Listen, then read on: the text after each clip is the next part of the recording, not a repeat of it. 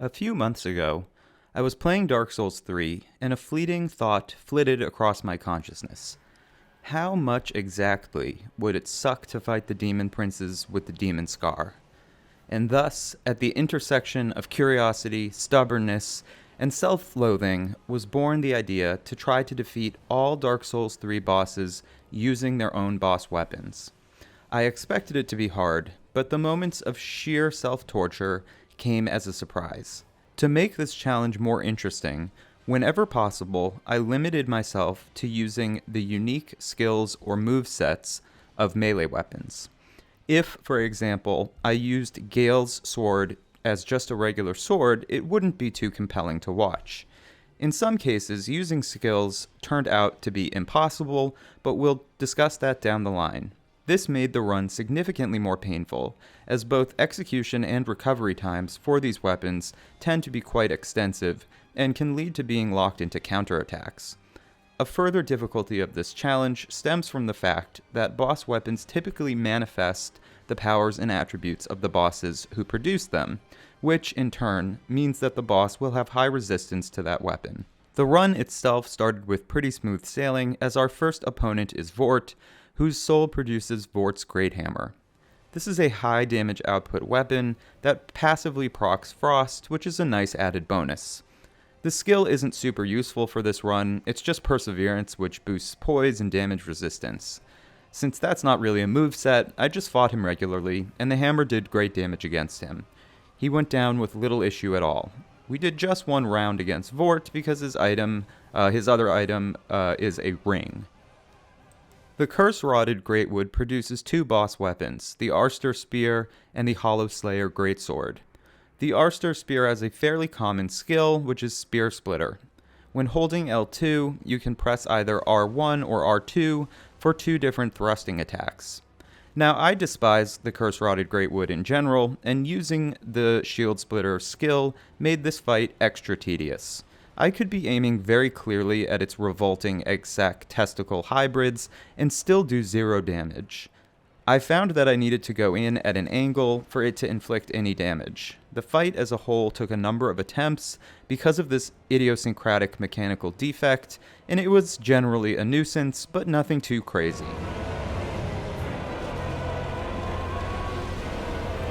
Its second weapon is the Hollowslayer Greatsword.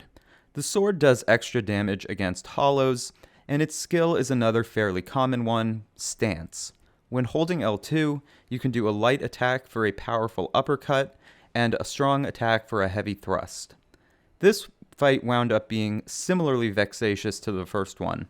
The difficulty was that, when you're not locked on and instead free aiming, the move is very sensitive to slight inaccuracies in directionality.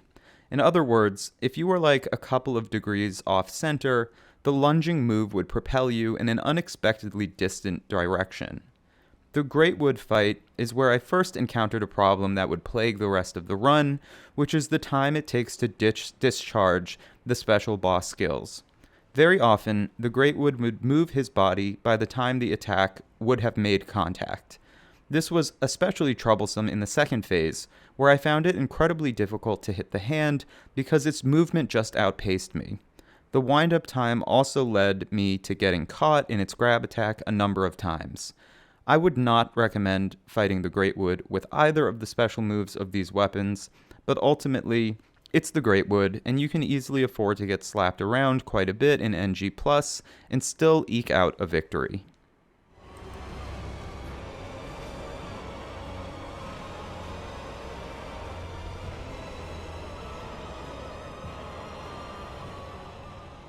Next up is the Crystal Sage, whose first weapon is the Sage's Rapier. The Rapier's skill is the non-unique Stance move set. When holding L2, you can press R1 for a backward step and forward thrust, and R2 for a rapid series of thrusts. The damage on this was not great at all. The Sage is quick to teleport before you can actually get very much damage off on him using the Stance moveset, and I suspect you'd be better off just spamming him with regular quick attacks. Regardless, it wasn't terrible, and the fight was fairly straightforward, especially if you know his spawning patterns. The Sage's boss spell, however, was another story entirely. I actually lost my original footage of it and had already fought the demon princes, which I'll discuss down the line. So I was pretty exhausted with tedious fights at this point. But right here, I just took a few seconds of extra filming. Initially, I tried for a few hours on this. The spell launches an aerial burst of crystal projections with a pathetic lack of tracking. Coupled with the sage's obvious resistance to magic, the amount of damage I could deal was truly pitiful. It may be impossible theory to win this fight, but with all of the clones attacking you, the slow casting time, the appalling lack of damage, and the finite amount of Estus, I simply could not be bothered to keep trying. So this one was a failure, the only full-out failure of the run, although a few others required some rule bending, as we'll see. Heading over to the Deacons of the Derp, we're given the Cleric's Candlestick, a ridiculous weapon whose skill is just a pathetic poof of light, but which also functions as both a melee weapon and a casting catalyst. The spell the Deacons give you is Deep Soul, a projectile of dark damage, which of course the Deacons resist. Now, I spent hours trying to defeat the Deacons using only Deep Soul, but this I'm pretty sure is genuinely impossible. The fat and tall Deacons in Phase 1 cannot be killed with Deep Soul before the red orb moves away. But if you get right up in front of the regular-sized Deacons, they can be killed. Unfortunately, to do so, you have to tank damage, because you need to be right in front of them to get Deep Soul off rapidly enough to kill them in time. The second phase is what makes it truly impossible. There's no way to kill the main Deacon while also killing the Curse Casters and the Healing Deacons. So I'm actually pretty sure you cannot win this fight using only Deep Soul. So I settled for a compromise where I used Deep Soul on the killable Deacons in Phase 1, and the Candlestick as a melee weapon for the fat and tall Deacons in Phase 1, and then for everything in Phase 2. The Candlestick as a weapon is pretty sucky, but I was able to just spam them and take damage and get it over with, so I suppose it could be worse. But yeah, this is a bottom-of-the-barrel weapon, a very unpleasant experience, and if you're being super technical about it, you could call it a failure. Heading into the Abyss Watchers, we've arrived at a weapon I've actually loved for ages, the Farron Greatsword. The special skill is technically a dagger parry, but the unique moveset is what I'm featuring here, which is the L1 series of acrobatic sweeps and flips that let you imitate the glossy martial fluidity that distinguishes the Abyss Watchers themselves. From a purely visual perspective, I've always loved this weapon, but it also did tremendous damage against the Watchers. It stunned them with considerable regularity and took off huge swaths of their health bar. It is true that the animation can lock you into taking some damage, but that's more than compensated for by the sheer devastation you can wreak against them with this weapon. Truly a pleasure to use. The Abyss Watcher's soul also unlocks the Wolf Knight's Greatsword, which is pretty decent but ended in a sloppier fight than the preceding one. Its skill has two unique moves. When you hold down L2 and press R1, you do a circumferential sword spin, and when you press R2, you vault upwards and slam back down. The R2 is really excellent in terms of damage output, but this worked considerably less smoothly than the Farron Greatsword. The Watchers would consistently dodge backward in the time it took to unleash the R2 attack, so I had to abandon it completely and stick only with the R1 attack. Even with the quicker R1 attack, they had a propensity to outstep me, and it was quite easy to get interrupted or hit during the windup or cooldown. In the end, however, it too dealt quite a bit of damage against the Watchers in both phases, and it didn't take me too many attempts to succeed with using this skill and this skill alone against the Abyss Watchers. Both weapons are pretty fun, and I definitely like them.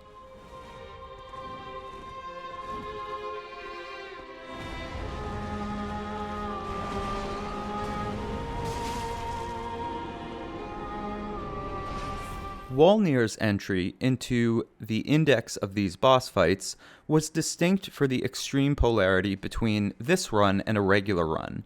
Wolnir is normally arguably the easiest fight in the entire game, but my experience here was monstrous.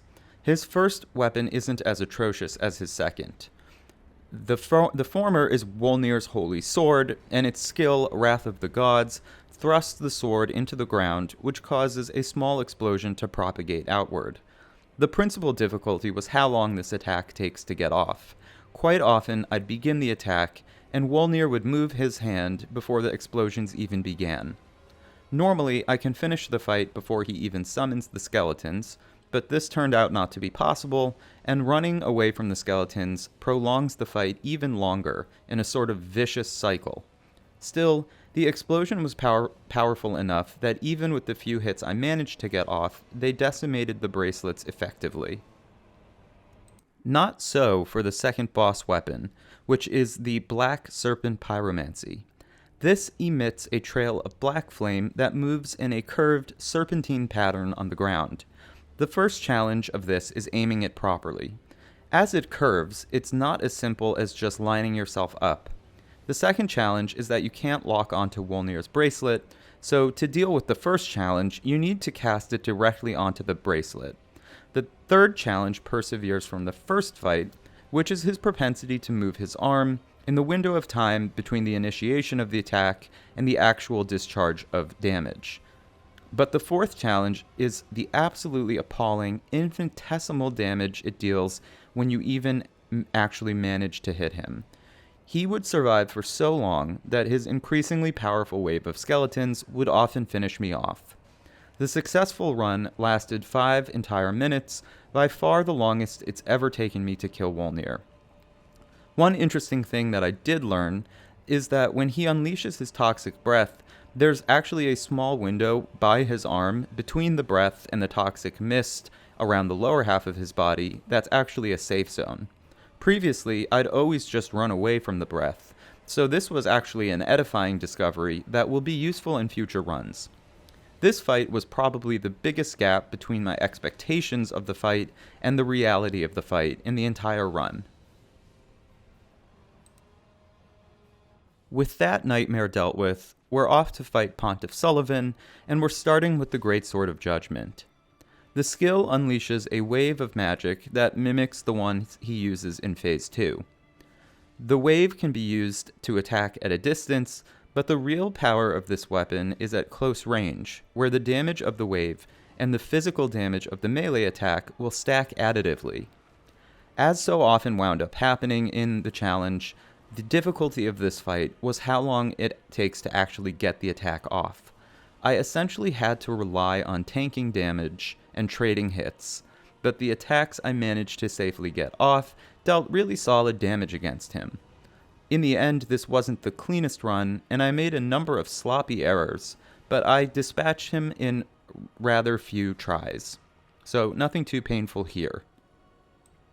His second weapon is the Profaned Greatsword, which lights the sword on fire when you press L2, and then which gets followed up with a heavy fire slash by inputting R2. The skill does prodigious damage against him, but it comes at an extreme cost. For one, a single attack consumes approximately 3/4 of your stamina.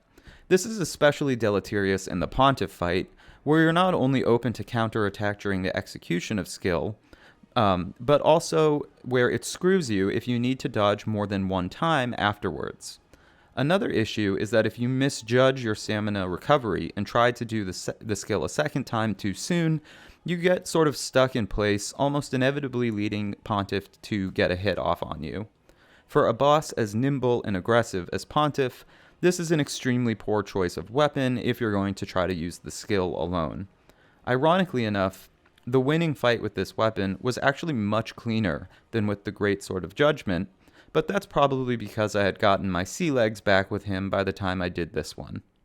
On to Aldrich, one of the most agonizing bosses of the run.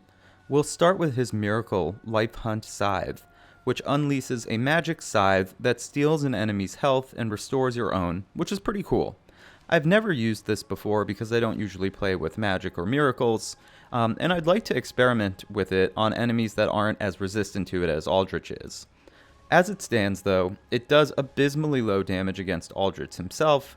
As you can see, it does about 200 damage, which is not great in NG+, and NG++, where Aldrich has over 6,000 health.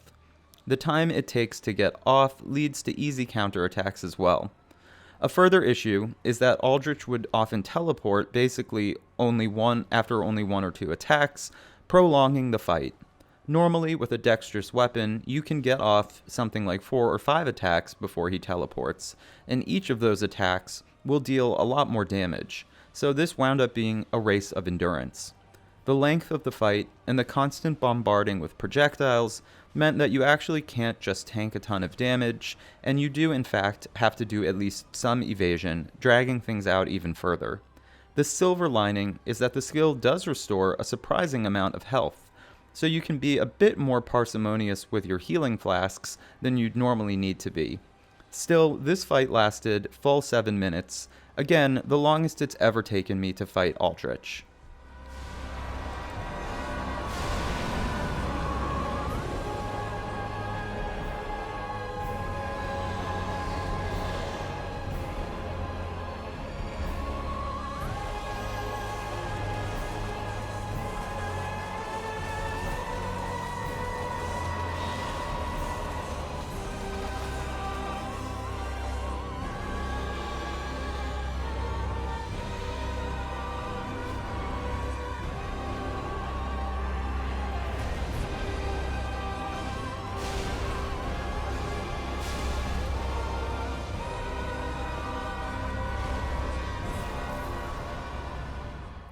That was until I fought Aldrich a second time using the Dark Moon Longbow, an utter piece of trash.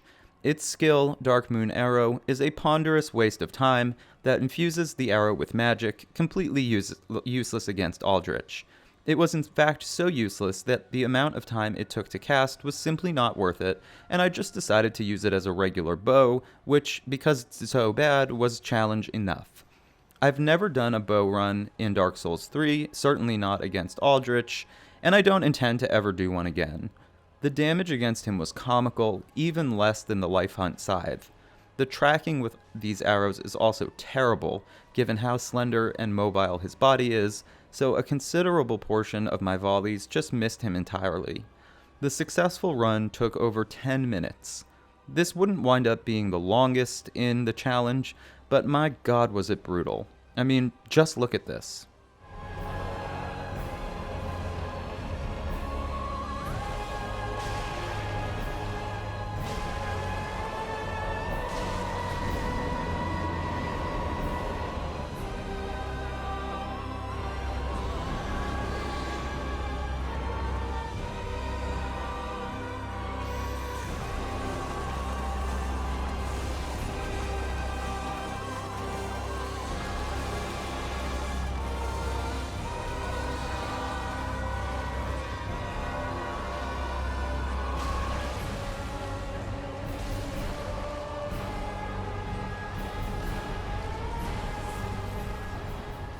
The first weapon you get from Old Demon King is the Old King's Great Hammer. Its skill is Molten Perseverance.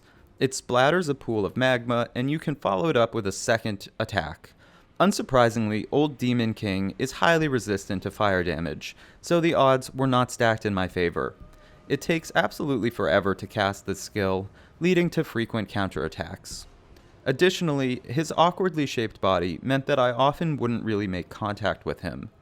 When I could manage to land a full proper hit, the damage was actually better than I expected, but that was much easier said than done. Fortunately, with a good fire resistance build, you can afford to tank quite a bit of damage in this fight, and focus on casting the spell even if you do take damage. So the fight wasn't actually that bad, even if its inelegance makes you look like you don't actually know how to play the game.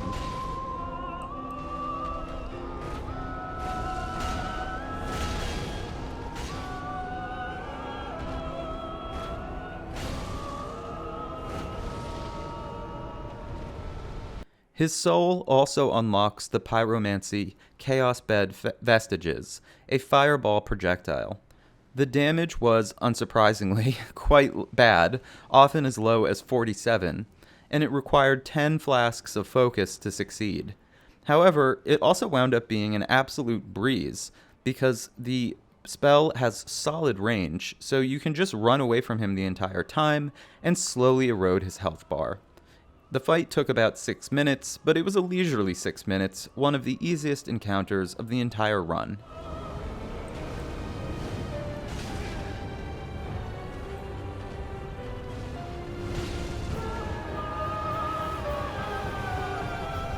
Dancer's Soul unlocks only one actual weapon, a pair of twin blades that deal magic and fire damage.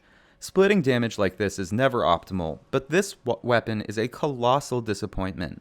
Its skill deals way less damage than if you actually just use it with purely regular attacks. The skill allows you to spin around like the Dancer, and you can follow it up continuously until you run out of stamina. When you do stop, it follows it up automatically with a flashy acrobatic move, but this is actually a bad thing, as it locks you into an attack animation even if you don't want it. Against Dancer, this is a huge liability, especially in the second phase when she's far, far more aggressive. You literally can't do this fight without taking significant counterattack damage. Furthermore, she's constantly in motion, so it was very often impossible to actually land all the follow-up attacks with this skill. So I often wound up taking a ton of counterattack damage while dealing very little of my own in return. In the end, it took a lot of attempts, but it was ultimately possible, if quite unpleasant. Yhorm's Soul unlocks a great machete and a great shield. The machete's skill is Warcry, which just boosts your damage and strong attack, so it really wasn't useful. I decided to just use it as a regular weapon to showcase a fun Yhorm strategy if you don't want to use the gimmick weapon. Unfortunately, this weapon isn't optimized for it because the heavy attack discharges at an awkward angle. For this strategy, you trot between Yhorm's leg, come back out near his foot, walk forward a bit, and he'll typically slam his machete straight down and miss you. You can then quickly lock onto his head for a headshot, which will stagger him after a few hits and allow you to get off a powerful critical attack. This strategy is best optimized with a greatsword though, which has a thrust attack and can hit his head consistently. But because of the unique motion of the machete's heavy attack, I could actually hit his head quite infrequently, prolonging the fight. It's worth noting that he'll sometimes slam his foot down when you use this strategy. It will knock you down, but it won't actually cause you to take any damage, so even though it's inartful, it's not especially problematic, and Yhorm goes down.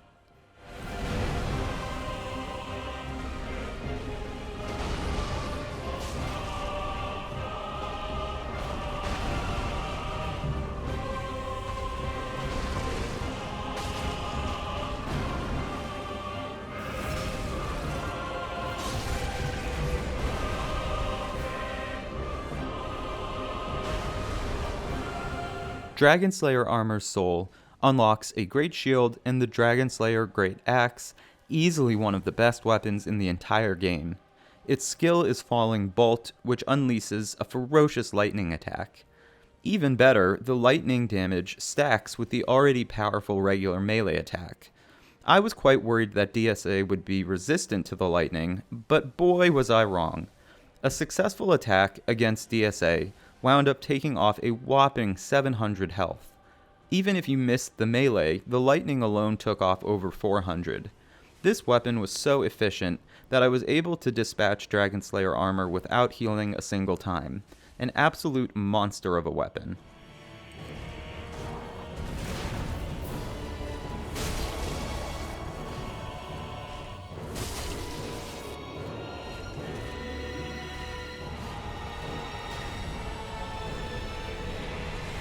The Twin Princes will give you 3 weapons, which, when used against enemies who are not the Twin Princes, are pretty great. Against the Princes, they absolutely suck.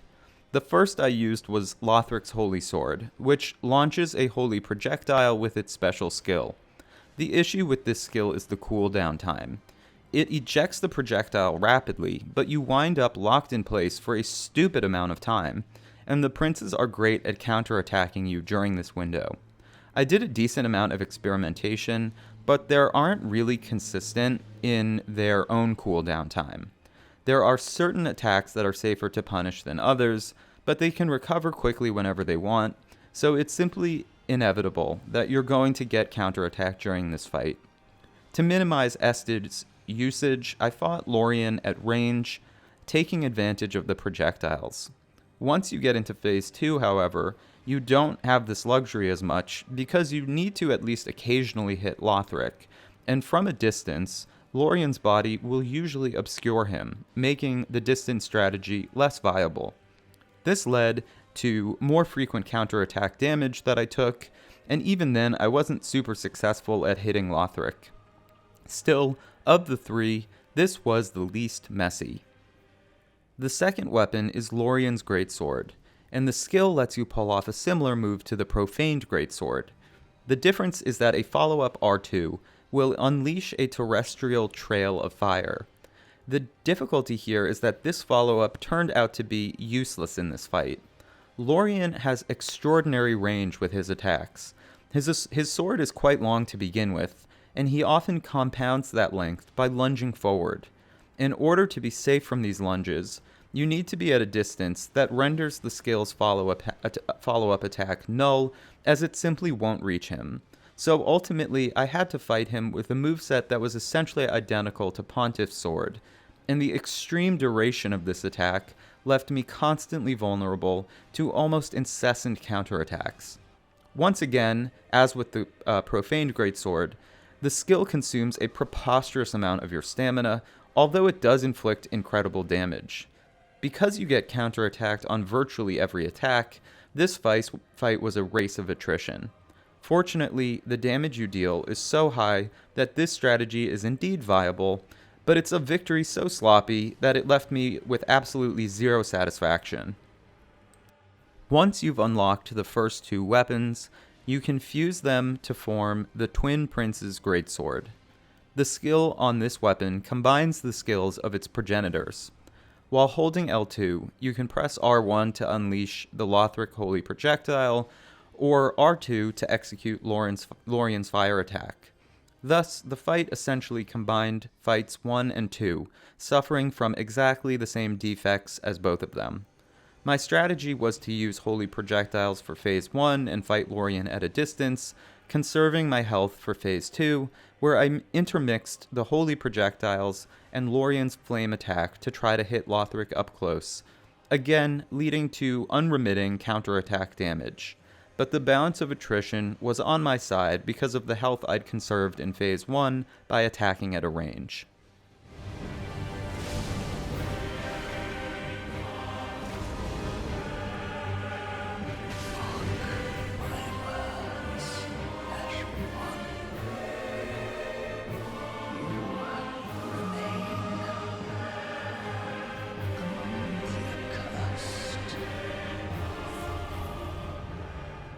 With that slog over with, we can move on to Champion Gundyr, whose soul provides a ring and Gundyr's halberd.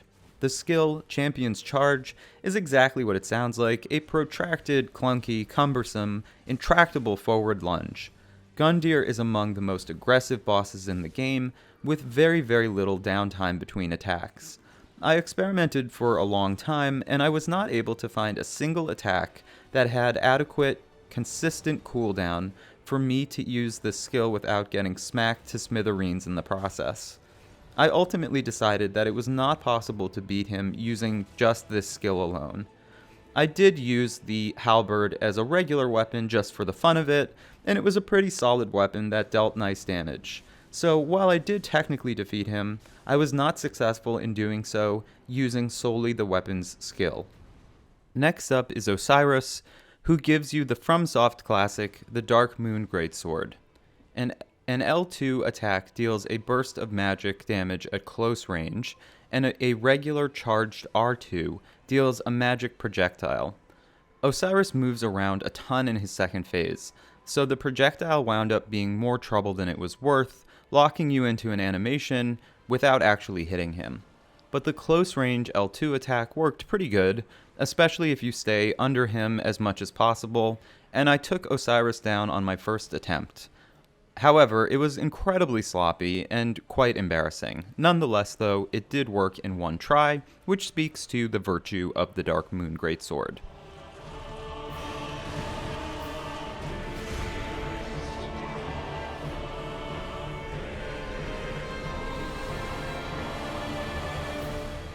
The same ease of conquest cannot be said for the sorcery his soul also unlocks, which led to 1 billion failed attempts and a final victory that comprised a 6-minute fight. This spell, called White Dragon Breath, ejects a stream of ice crystals. Against Oceiros, the damage was pathetic, and the tracking of this spell just plain sucks. It takes a considerable amount of time to get the spell off, and Oceiros decides to move laterally during Phase 1 and leads to you missing him entirely. Phase 2 is even worse, as his high mobility severely limits your opportunity to successfully execute the spell. The spell also obviates the booty strategy, because it really doesn't work if you cast it directly under him.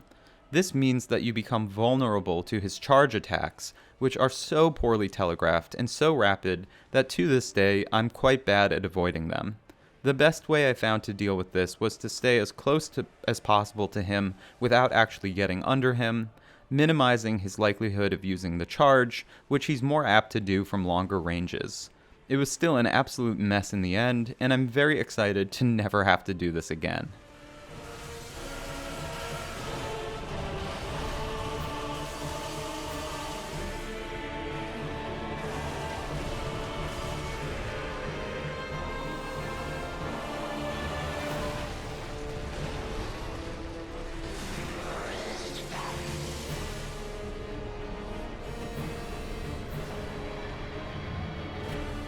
Now, as distasteful as my experience with Oceiros was, nothing could prepare me for the extreme torture of the Nameless King phase of the run. Nameless King's soul unlocks 3 items. The first was the least painful, making the following 2 all the more surprising and unbearable.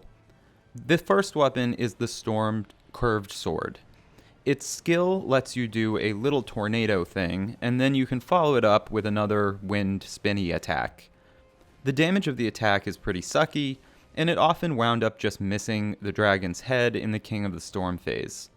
The problem with all the Nameless King fights was how quickly he recovers. It's quite difficult to find a safe time to execute these protracted attacks without getting counterattacked, but the curved sword skill did enough damage that I could tank a lot of his hits and still erode his health bar enough to end the fight before running out of Estus. So that's what I did. I got hit a ton, but I dealt enough damage to kill him with 1 flask of Estus to spare. Not so, however, for the second soul item, the Lightning Storm Miracle, which unleashes a pillar of lightning that then emanates a series of lightning ripples. Heading into the Nameless King phase of the fight, I was feeling pretty good, because it was quite effective against the dragon, dealing upwards of 1200 damage if you got a direct headshot. But things, however, took a dramatic, diametrically opposite turn for the worse in the Nameless King phase, when even with spell and lightning buffs, the attack dealt a tragic 135 damage. The speed at which you could get off this attack, however, was actually pretty decent, and it had the propensity to stagger him, which was nice. After multiple attempts, I decided to allow myself the luxury of using his curved sword for critical hits when I did stagger him. If you want to say this is cheating, sure, but honestly I don't care. The whole thing was torture, and I treated myself a little bit. Nonetheless, patience was the name of the game in this one. You need a decent portion of your flasks for replenishing your focus, so simply taking a damage willy-nilly is not a viable strategy with this spell, and I had to be conservative about when I attacked. In the end, I had to do a lot of dodging and a slim number of judiciously timed attacks, and the successful fight lasted 8 minutes. Interestingly enough, because I was able to use a mod to revive this boss, For some reason, he would die, but I'd be stuck in the fight. It just wouldn't end. So I always had to quit out. And, this mod never does that with other fights. But, yeah, that's why nothing flashes here. But you can see his body disappear.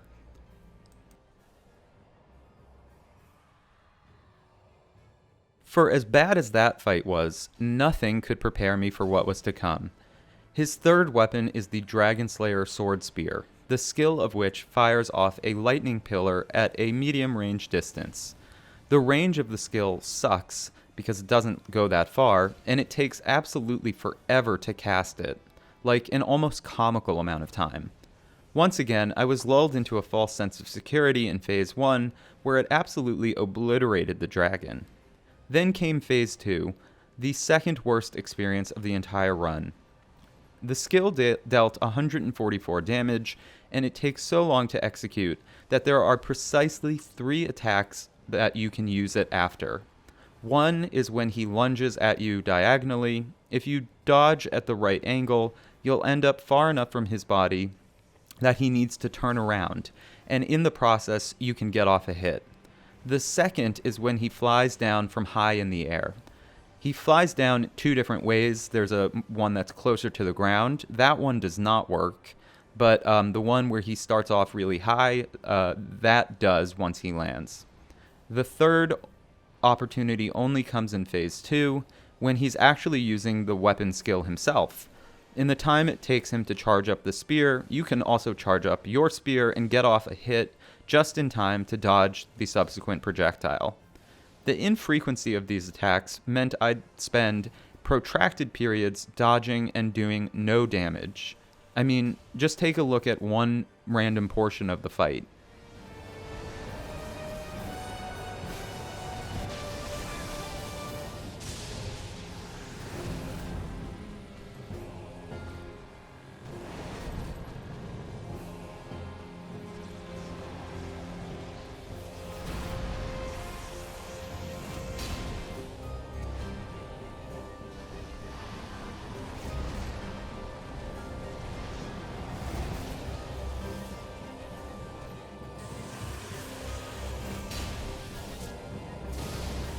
To call this a marathon is an understatement, and the victorious fight lasted an agonizing 15 minutes, a time surpassed by only one other fight. We close out the base game with Soul of Cinder, a boss I personally find unsavory and technically deficient on a good day, but fighting him with the weapon skill of the Firelink Greatsword was an absolute mess. The skill, Ember, launches a projectile of fire, but Cinder is aggressive enough and covers enough distance that the distance isn't really helpful. The fatal weakness of this skill is the ghastly amount of time it takes to get off. It's shockingly slow, and it has a bananas recovery time. There was essentially no way to do this fight without getting counterattacked on almost every single hit that I did. The one saving grace is that it does a decent amount of damage against Cinder, and with proper armor and rings, Cinder actually doesn't deal that much damage to you. So this fight was impossible to execute in a technically compelling way, but by trading hits, it was actually pretty easy. Cinder also gives you the Sunlight Spear Miracle, which hurls a bolt of lightning forward. After my trauma with the Nameless King, I was expecting the worst, but my expectations were gloriously subverted. This spell is beyond OP.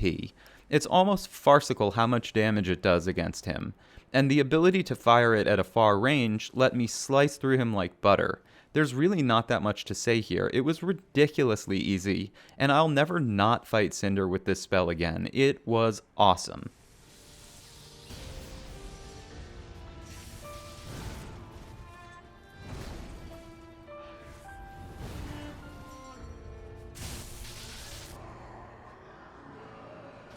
On to the DLC, we're starting with Sister Friede. Her first weapon is Friede's Great Scythe. Its weapon skill allows you to either carpet the ground with exploding ice crystals or discharge a flurry of fancy dual-wielded scythe attacks. I opted to use the latter for this fight. In Phase 1, the ability to chain these attacks was absolutely gnarly, staggering her plenty of times and lopping off huge swaths of her health bar. The one thing I had to be cognizant of was running out of stamina, but it wasn't a huge deal given how quickly it let me get through the phase. In Phase 2, I had to be a bit more sparing about chaining attacks. If you stand still for too long by chaining attacks, Friede will unleash her ice carpets, and Ariandel will also do his sweeping attack with the pot. So I had to content myself with far fewer chained attacks, but this is still just generally a great weapon, and the duo went down without much of a hitch. Phase 3 was a little bit more difficult than Phase 1, as she was more apt to leap backward before I could get the attack off, and you also have to be a lot more conservative with your stamina, given her increased aggression. But despite needing a few flasks of health, she went down relatively painlessly.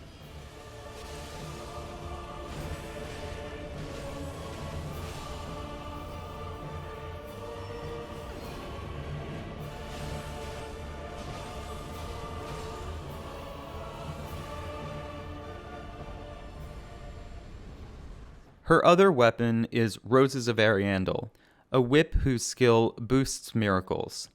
Since she doesn't give any miracles, the skill was not relevant, and I just fought her regularly with the weapon. In Phase 1, it was kinda sucky because she likes to jump backward, and the range on the whip is pretty bad. The damage is nothing to write home about, but it's also not terrible. It really shined in Phase 2, though. This is because it's a rapid weapon that has low stamina consumption, so you can really wail on Ariandel, so much so that in some of my attempts, I actually staggered him a few times, which I've never done before.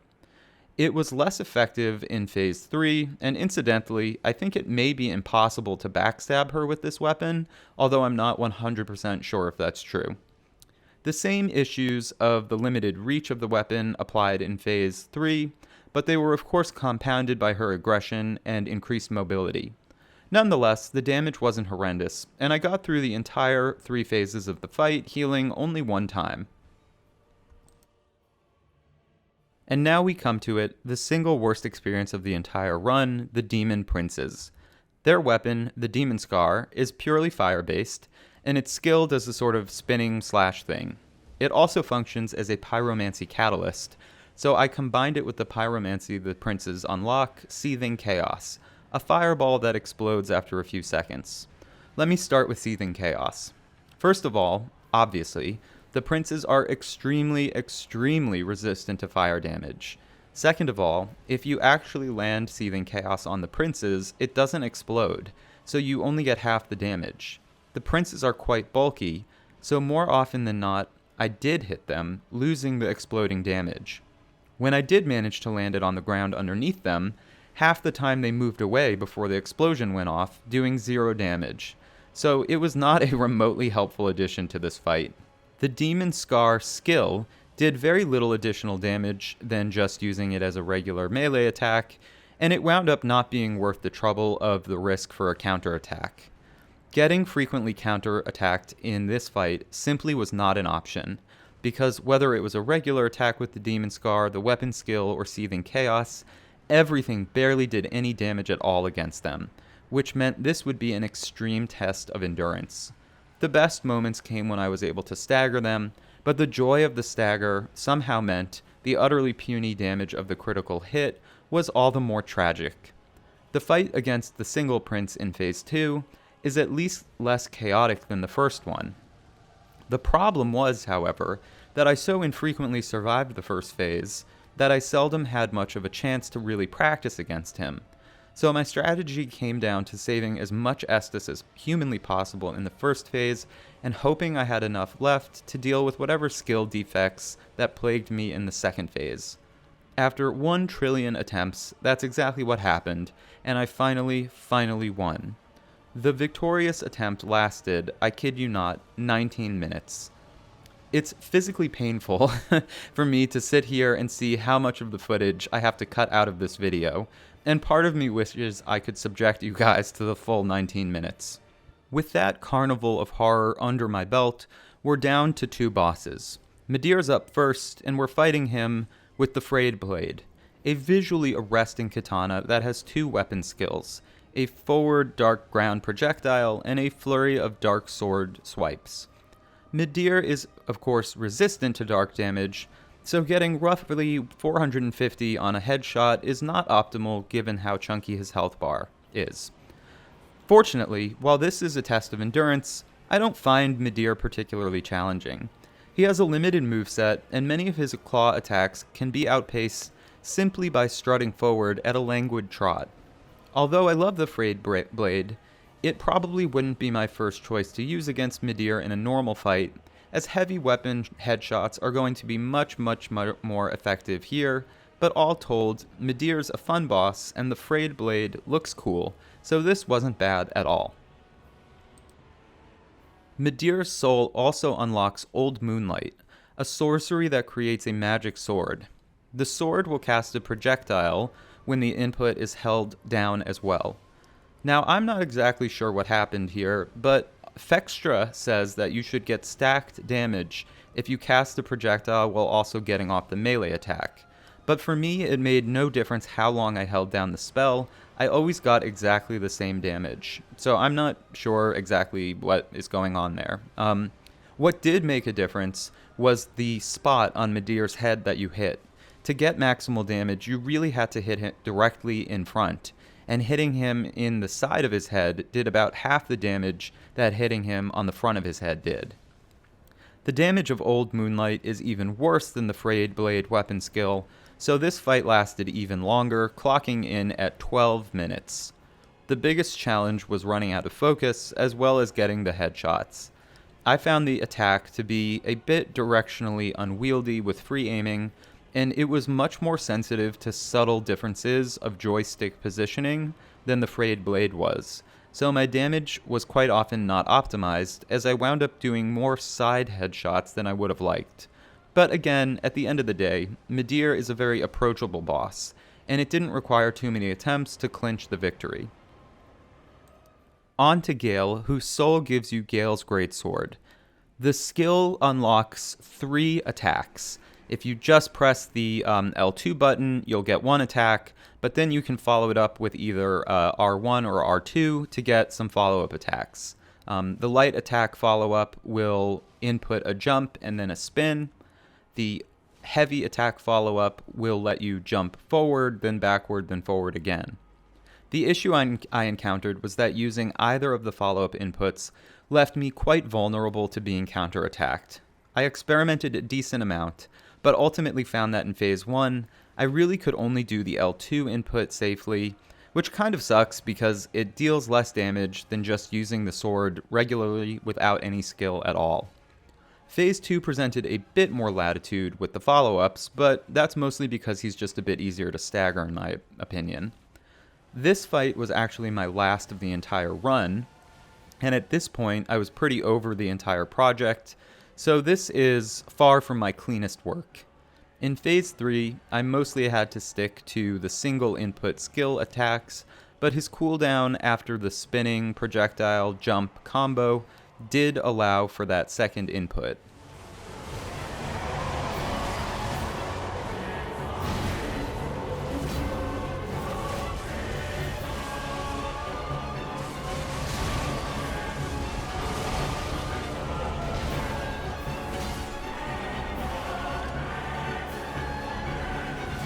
And we'll close the run with Gael's crossbow, a pretty disappointing boss weapon to be honest, mostly because of how much the skill sucks.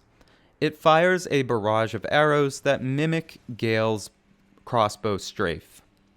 The fatal flaw of this skill is that it consumes 10 arrows, but does barely any more damage than firing 2 or 3 arrows individually. It was immediately apparent that beating him with the skill alone would not be possible, even with damage buffs, as you just run out of arrows way too quickly. So this would have to be a plain old crossbow fight against Gael, again, my first time doing something like that.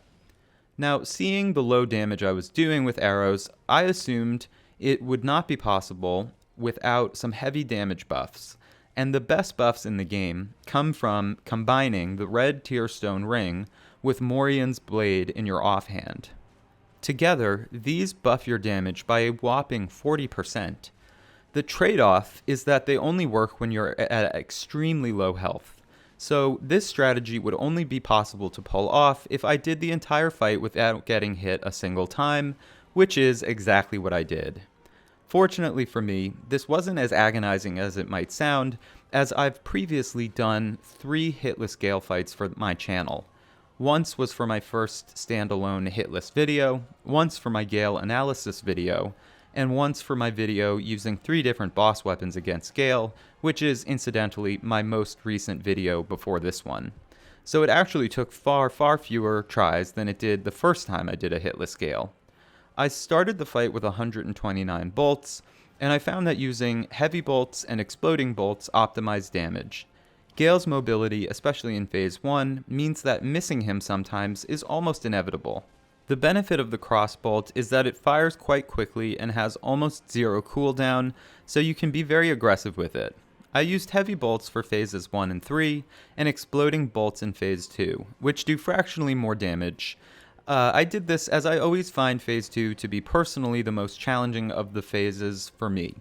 I got through Phase 1 with 68 heavy bolts remaining, and I got through Phase 2 using 21 of my 30 exploding bolts, and I then unleashed the remaining 9 at the start of Phase 3.